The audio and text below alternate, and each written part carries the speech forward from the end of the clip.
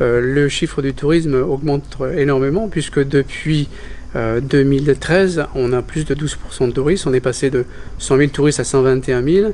Et on a surtout des marchés principaux qui explosent, notamment l'Australie, la Nouvelle-Zélande qui dépasse les 50 et 60% de progression, le Japon qui atteint presque les 50% de progression.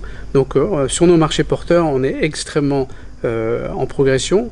Et ce qu'il faut noter surtout, c'est on constate depuis 5 ans une baisse du tourisme affinitaire, une baisse énorme du tourisme d'affaires et par contre une augmentation énorme du nombre de touristes qui viennent pour des motifs de loisirs.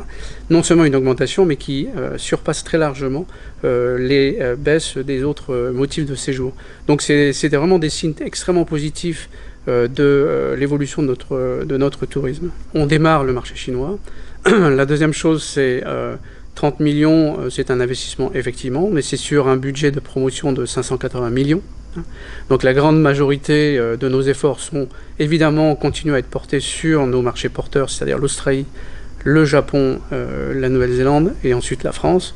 Mais on continue à se concentrer sur ces marchés qui nous rapportent, entre guillemets, des touristes. Et on commence à investir sur le marché chinois, qui représente par contre un potentiel énorme. Et à partir du moment, à partir du moment où on aura réglé le problème des visas et éventuellement créer une ligne directe entre Nouméa et la Chine, là le marché risque réellement de prendre et les 30 millions seront largement insuffisants pour au contraire multiplier le nombre de touristes. Et aujourd'hui on est à 1100 touristes jusqu'au mois de novembre l'année dernière. On va dire 1200 touristes à l'année.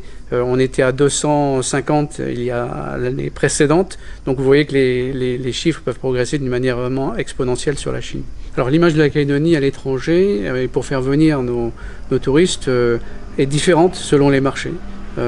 Chaque marché est attiré par une facette de la Calédonie qui peut être effectivement très différente pour des Japonais comparé au marché français, par exemple. Le marché français qui est intéressé en particulier par la culture, le culture kanak et broussarde et qui sont très ouverts à la randonnée, par exemple à la découverte en dehors de Nouméa, de sortir des sentiers battus.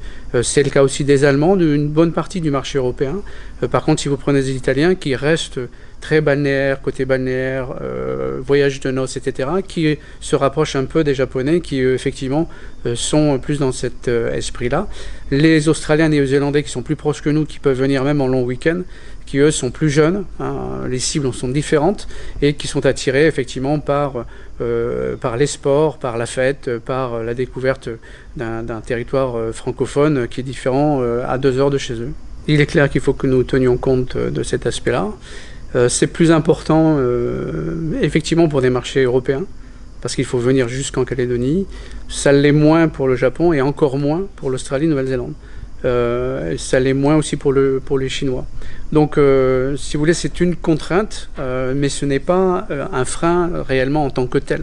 Il faut travailler autour. Cela signifie aussi que pour des marchés pour lesquels c'est très important, donc notamment l'Europe, il faut qu'on puisse mettre un certain nombre de nos produits à la hauteur de ce que les gens doivent payer.